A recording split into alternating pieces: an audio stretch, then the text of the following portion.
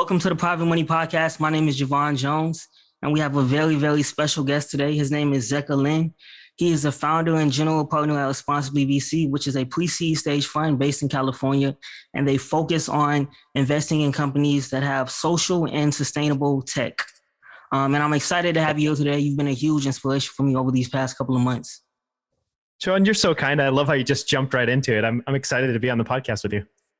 Yeah, definitely. One of the things that I kind of wanted to touch on is when we first connected, you shared with me the Responsibly VC initial mock-up for the headquarters. I'm just wondering kind of how's that been coming along? That's so cool that you said that. I used the, what was it? Not GPT-3, but there was a DALL-E, which is that pretty spectacular feat of engineering, which is put in any sentence and it'll kind of give you a generative model of something. And I didn't have a license to it. One of our founders, I asked, hey, could you put in sustainability headquarters for a venture capital firm? And that was the image that just got created, this spectacular building with, domes and glass and gardens and, balconies. It just turned out tremendously. There's no way anyone will ever be able to afford that building. I can guarantee. It was just a fun little social game that I played. It was great. That was so fun that you brought that up. Yeah, I definitely love AI and DALL-E and everything that's taking place. I guess for people that don't know exactly who you are, can you give us a little bit of a background about, what was it like growing up in San Juan? And what was life like before you graduated high school and kind of when you decided to go to college and also get into environmental economics? Javon, you've really done your research. I really tremendously appreciate this conversation. A lot of podcast hosts don't do that. So just wanted to just say that was awesome of you. Yeah, I did. I grew up on this small island up in the Pacific Northwest, and to sustainable architecture, I'd say my father was a pioneer in sustainable architecture with his brothers. Back in the early 1980s, they were working in the solar 1.0 movement. You had Carter putting solar panels on the White House and I would say very inefficient solar panels back in the day. You probably on a watt basis, they were probably way expensive, but my dad, this experiment up in the San Juans, we lived in an off-grid home. And I sometimes tell people about this because I think it's relevant, thinking about architecture and resource use and things like that. And growing up in a naturally healthy environment, it was always kind of an inspiration for me to be around that. I thought at one point maybe I'd be an architect, but then through the years decided I wouldn't. And I actually spent a lot of my early 20s. I was a photographer. Well, I had a passion for photography, but I worked a lot of kind of odd jobs and got myself to a state where I realized I want to go to university. And I ended up picking the field of environmental economics almost by accident. When I did find it, I realized it really resonated with me, someone who wanted to be a long-term sustainability focused investor. I thought I wanted to be a journalist, a photographer, kind of combined, but it turned out I really loved economics and environmental economics in particular. Got you. Man, you said a lot there. I guess one of the questions I have is there any of the photography or kind of, I think at one point too, you was doing some environmental journalism. Does any of that kind of play a role into what you do today with your VC firm? Yeah, absolutely. I mean, I love writing and I love to read. I read probably 50 plus books a year and I subscribe to way too many newsletters. I also write a newsletter every couple of weeks. It's called Good Markets. And every couple of weeks I dig into a different, what I call impact vertical, and look at everything from modular housing to digital health and just a couple that I've done recently that come top of mind. And I love the ability to blend economics with things like sustainable development and resource efficiency and these types of things. And just kind of unpack some of those topics. So I would say, yes, I do like to apply my writing whenever I get a chance. I don't know if I'm the world's best writer. I mean, it's always a work in progress. And I don't know, anyone who puts forward their writing, I have to say, keep going because it's not easy. And I don't think anyone really knows how to do it perfectly. Yeah, I mean, I definitely wanted to touch on Good Markets. I guess your last one, one of your last articles that you put together was about the modular housing. And, one of the tweets that you tweeted out was, what is the future of housing? All right. Oh, what was some of the responses? I love how you're bringing that in the interview. Oh, that's like, okay, you're going to pull this forward. I'm actually going to search through while we chat. That's really a great question because this is more kind of real time. This is fun. So what was the question exactly? Yeah, so you tweeted, "What's the future of housing?" Right, and Right. then one of the things I'm wondering is what were some of the responses, but also after you put together this article with because traditional construction, right, there's a lot of waste to that. Have you been able to kind of figure out what are some of the I guess ways to invest in the future of housing from Yeah, a great impact question. and sustainable point of view? Yeah. As an angel, I invested in a company called Blockable, Blokable. They're I've based out of heard of that. Seattle, and they have a really interesting hybrid model between low income housing and for profit housing. And the CEO, Aaron Holm, at one point noted that if you drive down prices on housing in general, um, most developers will just take that premium and charge whatever the market rate is. So the benefits of affordable housing is that it's partially government subsidized or tax benefits, but some organizations want to get a return, but they may not necessarily want to get like a market rate return. So they provide two sides of that market, and they work in multifamily residential. And I think that's very exciting. One thing about I don't know. I'll go to your question about the tweets and the answers, because there are some really good answers there, I thought. And I asked it because I really don't know. I'm trying to figure this out, like you are as well. But I would say that well, I think in general, there aren't many offerings in the sustainable housing space that address the affordable housing side of the equation. I think what Blockable's done has just been tremendous like that. Okay. Yeah, and to your question, so what is the future of housing like? I mean, I would love to read back some of these answers. I think they were awesome. Just kind of things that stood out was Emin Aliyev. Emin's working on a really interesting startup. It's called Murmur Cars, and they do real-time analytics through engagements with advertise. People have backpacks, so they have a screen, and they actually read facial expressions in real time. Really kind of cool what he's working on. So he was saying house on wheels, and I asked tiny homes because there's this tiny home movement. And if you think about tiny homes in particular, they usually go for about $50,000 to $100,000. They have about I think there's like a legal limit of about 500 square feet. And this tiny home movement started, let's say, I mean, it's been going on since the 50s. There was the small homes movement, and then it morphed more recently into what's called the tiny home movement. And this is a legal class of vehicles, to my understanding, that you have to have on a trailer with wheels that can be towed away, but they're fully self-contained from the standpoint of they need shore power to plug in, but they have things like compostable toilets, and they have a kitchen with probably like gray water that you capture and have to take it by a truck or tow it to, you could probably plug it into the gray water system. But what's interesting about the tiny home house movement currently is that these tiny home communities are actually kind of a thing. And you have things like digital nomads or van life or tiny home encampments that can be pseudo sort of seasonal, if that makes sense. Yeah. So you could rent them Airbnb, or you could tow them to another place you want to be at, or you could leave it there and then rent it out more full time and things like that. And I think we're going to see a lot more of that with the aging population. I think we're going to see a lot of people either going for van life, which is converting usually kind of like sort of like a I don't know, you have a mid-sized van, putting a bed in, a shower, maybe a toilet, a small kitchen. And these are much more transportable and maybe even a little bit less expensive than a tiny home. But I think we're just going to see a lot of that, and maybe some hybrids in terms of platforms that people use to engage with either renting these as sort of as a service, et cetera. But of course, you could have them Airbnb as competition as well. So I could go through others, but I just thought that was kind of an interesting take about tiny homes. Yeah, There was gotcha.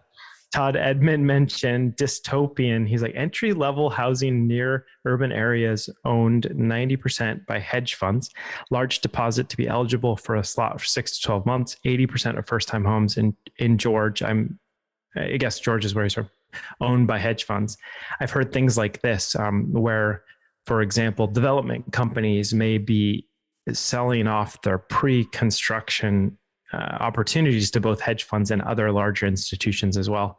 So there may be some type of model around this, whether it's some type of manufactured home or modular home system that actually gets pre-sold through that type of platform. So I'm interested in singular homes from that perspective in terms of how they can plug into a platform, but I don't know if that's necessarily a venture style company. So and maybe one more, and we can move. I don't want to like take over the show, but you asked, so should I do one more? No, that's good. Yeah, definitely one more. I'm appreciating, Okay. hearing some of these answers. Okay, this one's too funny. Michael Biggers writes, "Rumor has it, 4 walls and the ceiling is the future of housing." I put a Buckminster Fuller dome. It's like a real time gift. It's in between. I'll find a more serious one. I love to see cottages. This one's a little bit more on the tiny home side.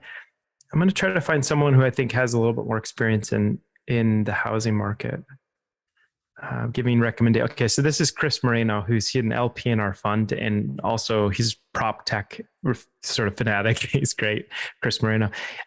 We'll have to do an episode. Oh, he's just inviting to do an episode, but actually, I don't think he's sharing knowledge there. So boo on him. It's where question. Okay. Oh, this is too good. I have to say that just because this is fun.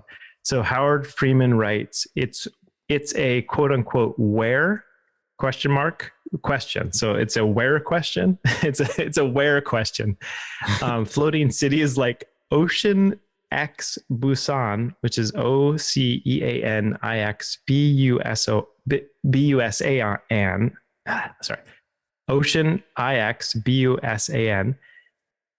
I think it's an offshore dwelling experience. I don't know if it's near shore or if it's fully autonomous floating. It looks like they're building something way out there, quite literally. And then Howard Freeman also writes, or a condo on Mars. And maybe that's the next step for all of the VC funds. Gotcha. It's a fun experience not to know. There's always a lot to learn, for sure. I'm definitely interested to see how this unfolds. Yeah, let's track it. I love it.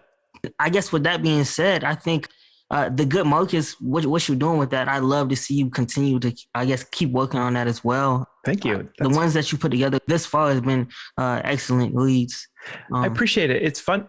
Just in terms of general engagement and building social, what you're doing with podcasting, I think is tremendous. It's such a great way to build a community, a network, really appreciation for your focus as a podcaster. So I would encourage it. But also I'd just say, for your listeners that may want to get more active, maybe raising capital or starting companies or learn more about venture capital, Twitter is kind of the place to go. And it's a lot of fun as long as it doesn't go down to, there's a lot of stuff on Twitter people don't like too, but I try to just focus on all the stuff that's constructive.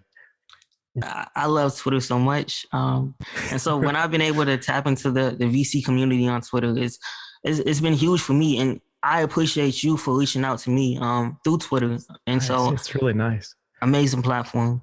I guess to get back a little bit to your story, and also I guess to add in your writing as well, early on when you was an angel, before you became a fund manager, you put together the VC impact landscape, right? Yeah.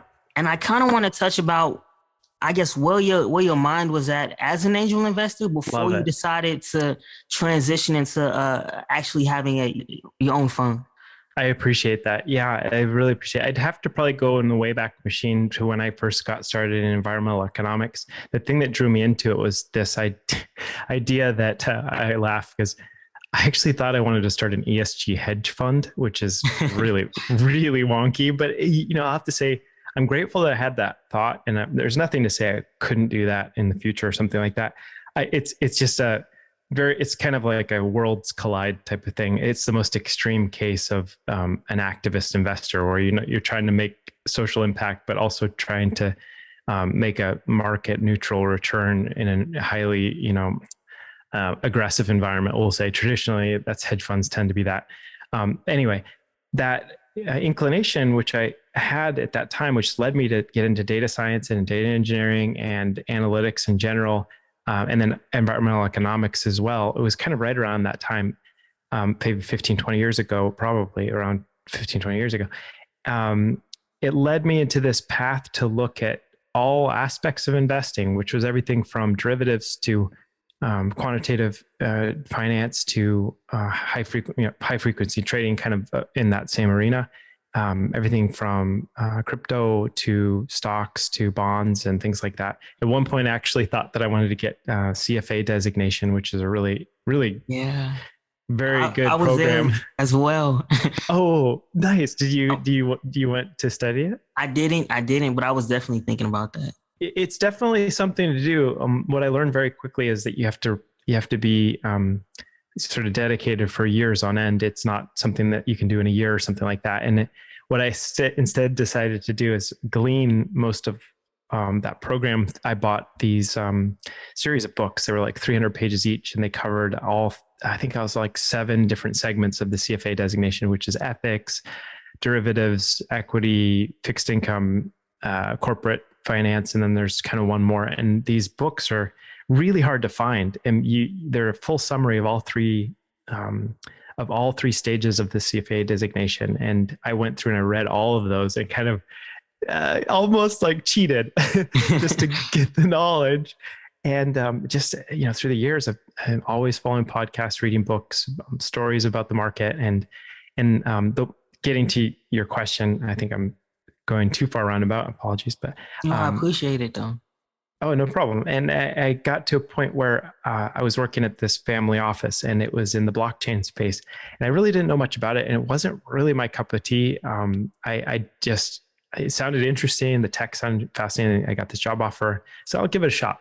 See what this is like, and did that. And I like parts of it, but what really stood out was someone one of my colleagues said, "Hey, you should really read Jason Calacanis's book, Angel.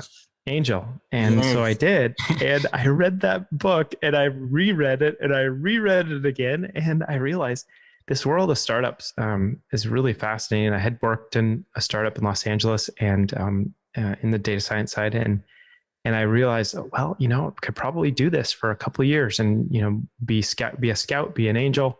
20 years into my career, and so I did, and so I went full time at that. And this was maybe 3-4 years ago, 2000 and early, I think it was early 2019 or late 2018, and I started just meeting as many founders across the country as possible, especially with the impact focus. And the goal was to apply my 20 years in sustainability to eventually start a fund. And to do that, I had to prove that I was sincere about building this, presence. So I started Community Positive on venture scale positive impacts with a podcast, and then that morphed into live events and a community across different platforms, and have on Twitter one called The Hive for founders and angels that are focused on VC impact. And in 2020, I started thinking more about how to draw more VCs and other angel investors into the idea of positive impacts as the future of venture capital. That became the vision of Responsibly Ventures, to emphasize all aspects of positive impact, regardless of how it's defined, through the lens of sustainability and social good. And that includes diversity, equity, inclusion across markets and across team and across leadership, et cetera. It includes everything that you could potentially think about toward positive impact. And the landscape was an exercise in a little my geekery, my data science background. So what I did is I took 14,000 companies over the course of about 10 years, and found every industry that they were in. And these verticals, they included impact verticals like tech for good, or digital health, or climate tech, or clean tech, et cetera. I found over 200 of those verticals that were generally these very highly emphasizing companies that had social good behind them, this positive impact behind them. And then what I did is I divided them into what I call social tech and sustainable tech.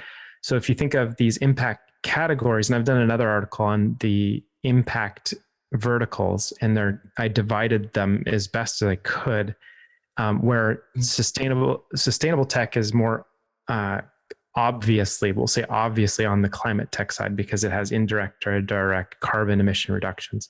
Things like renewable energy would be on the sustainable tech side. On the social tech side, you'd have things like community health, you'd have financial empowerment, you'd have you'd have diversity, equity, inclusion. You'd have affordable. Well, actually, affordable housing would be on the social tech side. So I tried as a mental exercise, where I tried to divide these highly focused impact verticals into two groups, and it's somewhat equal. But then I found that there were about 200 companies that had reached venture scale. So I chose 200 companies that reached venture scale in these impact categories. And this took about, I swear, I probably worked on this whole thing for like 50, 60 hours. It felt like a long time. It took all the programming, all the ideating and stuff. And then what I did was I looked at each of those 200 companies under the SDG Sustainable Development Goal framework. And if listeners go to the SDGs, they're really powerful. The United Nations has put these together as goals that nations and industry should steer toward to embrace sustainability. That's everything from clean water to clean air to land to healthy communities, human health, diversity, sustainable cities, sustainable consumption, things like these general categories. There's 17 of them. There's also organizations that tie together international efforts, and I see accelerators as that in this market map. You'll see. So then I found that you broke it into social and sustainable tech across the 17 UN SDGs, and obviously things like hunger and poverty are not as addressed from US startups in the terms of those that have reached scale. But surprisingly, there are a few per category.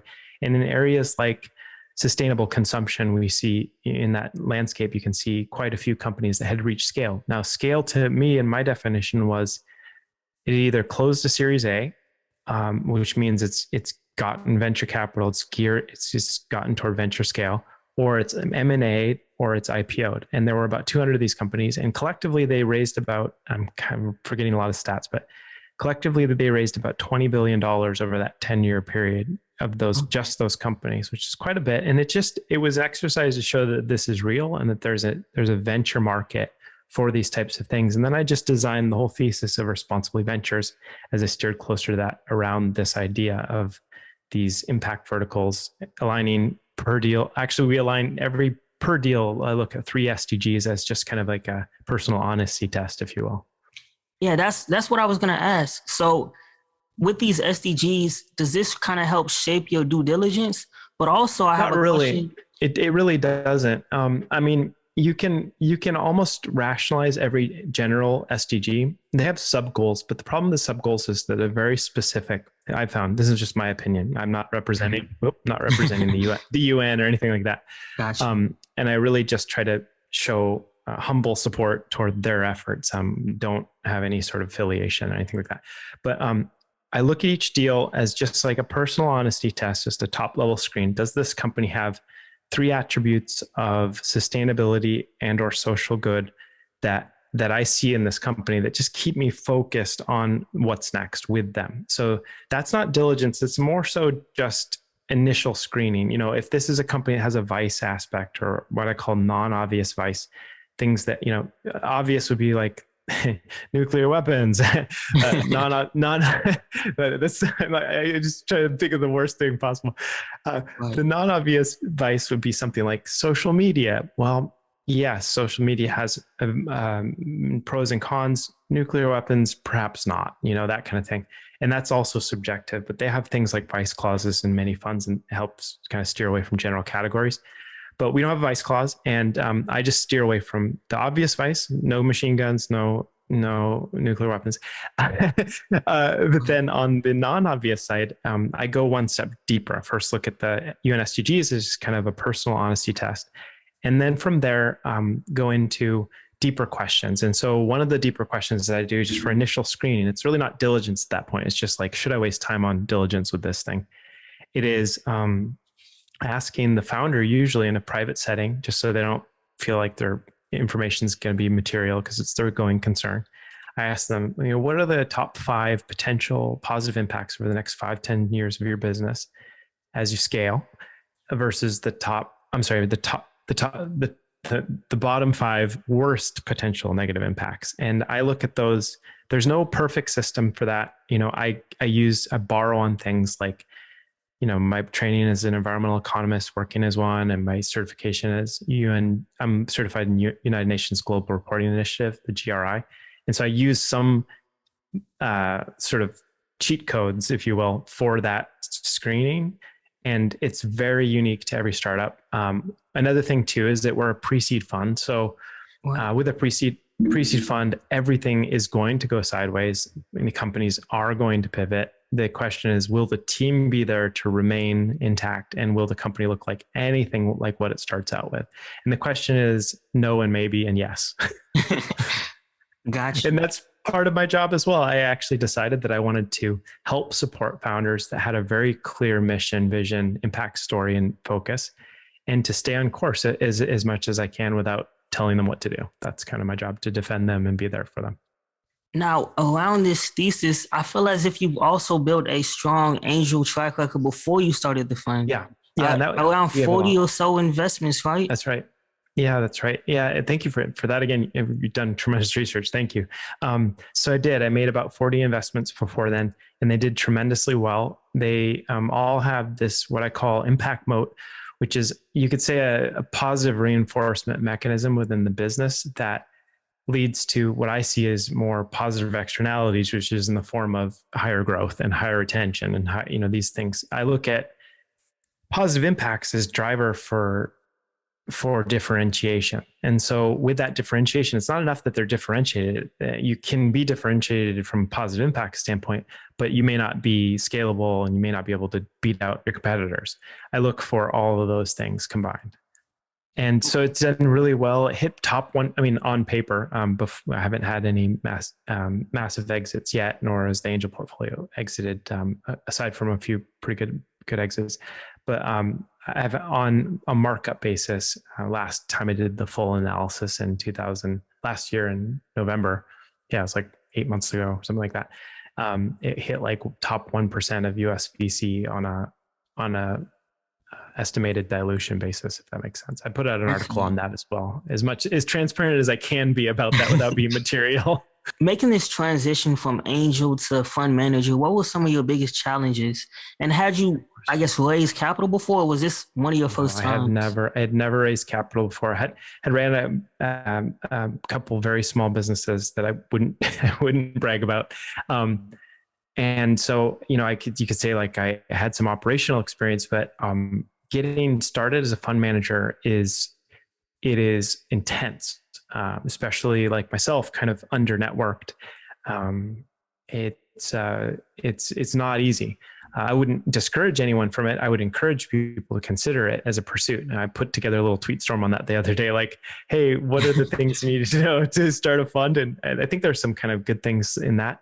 But I think generally, it's a volume game. You really have to like utilize the network and try to add value along the way, and just be there as kind of like a participant in the adventure with other people you really want to kind of continue to play games with. That whole idea of like, I think Naval Ravikant says, what was this quote again? Infinite games are games you play with people, repeat games you play with people that you like to play long-term games with. That's kind of like the mindset of paying it forward and looking forward without looking toward the long-term goals, rather than like this game theory of the tit for tat game, or like, like a taker mindset where you're constantly trying to like get everything for yourself or something, like scarcity mindset. I think people call that as well. Yeah, I definitely love Naval's content that he puts out there. Oh my gosh, he's genius. I mean, I shouldn't say that up front. He's probably heard that before, but just so many insights. Naval Ravikant, for anyone that hasn't, I would suggest he's kind of like the go-to for knowledge and philosophy too. He reads so much. I think like I've read 5 books that he's put out in the public as books to read, and each one of them is just like, wow, unbelievably, yeah, really good book recommendations too. Yeah. One of the questions I want to ask as well, since kind of we're on this topic of raising capital, how do you go about maintaining a healthy relationship with your LPs? And also Question. as you was developing like an advisory board, I think we call it an LPAC, right? Yeah, I think that's one more sophisticated fund manager would probably be able to tell you specifically. I think I've heard that term. um, well, put together an advisor team in Responsibly Ventures, and they're tremendous, and they're LPs as well, and that's one way you can go about setting up an advisory board. There are probably others. I'd love to learn about that if you know more. I think that. It's great to have people to look at deals that have a particular focus area. I think it's also great to work with LPs that are from diverse industries, diverse backgrounds, diverse ways of thinking, that all can help bring in deals or help add value along the experience. Also make introductions and things like that. Your question though specifically, which I really liked, how do you maintain a good relationship with LPs? That is an art. I think, honesty is one thing. Being honest, even when things are tough, is hard to do. You get into the sales mode and it's like, oh, everything's going great, but sometimes you're having a bad day, and like if an LP says, "How are you doing?" You don't want to offload any of that, but you say, "Oh, yeah, things are good," but also it's a little frustrated or something like that. Just keeping it very light. I think just being not overly honest or overly sharing, but also being, I guess, authentic is really important. And that's just kind of, I think, general in relationships, being somewhat open and somewhat vulnerable, but not too vulnerable, perhaps. It's like good comedy. Got you. And man, we're coming up on time pretty soon, so I do have a couple I last appreciate it. questions. Please shoot. Let's go. As far as ownership strategy, how do you go about ownership strategy? Well, I guess we could overall say portfolio construction, but Mm-hmm. also I'm saying ownership strategy, but also the reserves and also Yeah. recycling.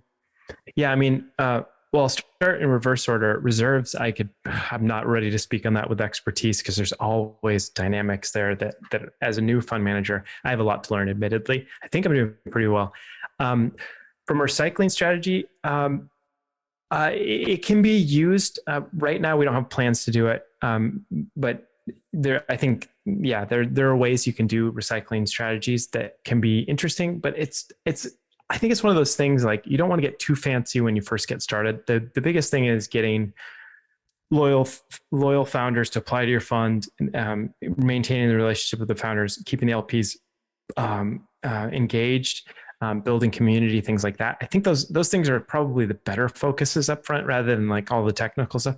But on the more, again, back in the other direction, to fund design and deployment and things like that, there are a lot of overlaps between all of these things. But I would say generally, one thing for new fund managers to keep in mind, and this is a good reminder for myself to remember this, is that most VC is kind of a home run model. It's like a grand slam model. Most funds that do really well return the fund with one primary investment. I mean, statistically, someone said the other day, but I think it's like the top 1% of deals return 50% or something like that. And that holds true across the averages. Or across the sample set, let's say. So what that means is that you generally have to own more companies to capture that statistical probability, we'll say. Again, it's not causal, it's correlation, all the rest, but it's held true for, let's say, the last 25 years based on what the data says. So if you look at the distribution of venture capital in this, it's called the power law, or some people use the Pareto distribution, but it's power law, and it is associated with this kind of just the Pareto would be 20% of your investments will return 80% of the capital. But the only way you can really capture that is if you have a statistical portfolio, let's say, of a sample set that's sizable. So like 20, 30, 40 plus investments over a 3 to 5 year investment cycle is going to presumably capture that. But more specifically to your point about portfolio size or bet size, some funds deploy a more rigid approach, which is like a select deal that is, 5% minimum, and they only say put in, 10 bets over the life of the fund. Those would be much more research driven, much more situational. Perhaps they have ownership because they have like, talent on staff. That's like the traditional form of venture capital way back when you'd have expertise come in and you'd really put it in there. You can bring the leadership team in. They'd have, maybe some of the VCs work for the firm or something like that. The venture capital that Responsibly Ventures is focused on in Fund One, and also I think we'll probably see more of this myself, is in our firm, is more so on the larger portfolio side. You could say more on the spray and pray side, but I don't like to use that term because I don't think it's really fair. I think it's just being more statistically centered around how many bets you put in. So I'm a little less sensitive in terms of like percentage ownership. I know some VCs care a lot about that. I think a lot of times they do that because, for example, information rights, or maybe you capture pro rata and those types of things, you get seen more at like a priced round and things like that, or maybe you get better liquidation preferences. But very early on, it's more so about how well you're going to get along with this team and why you see their vision. Can they execute on it? I don't pay as much attention, for our firm at least, on ownership, and I don't try to push terms that get squeak out a little bit more, because in the long term, if this is a $4 billion opportunity and you invested on a 5 million cap, what does it matter? If you get 5 extra percent, it's nothing. And those people are going to be LPs in your next fund, and hopefully they're going to be sending deals all the way along. So why upset them? Exactly. Zecca, I appreciate having you on the podcast so much. Is there anything that we can expect from the Positive community? And can you also let people know where they can find you? Yeah. Oh, that's tremendous, Javon. Yeah. That's tremendous. And thank you again for having me. Positive with an I in the middle. You can find it at medium.com/positive. It's a distributed community, so there's really no central place. It's pretty much inside Zecca's brain. And I love just engaging people. We have weekly shows on Twitter Spaces on Fridays, and we'd love to have you there. And maybe we'll put together a panel if you'd be open to it, maybe be a co-host or something like that. You're a great interviewer, I just want to say. And love to be back on the podcast sometime if you're open to it. Of course, man. Thank you again. I appreciate it. Until next time, Private Money Podcast.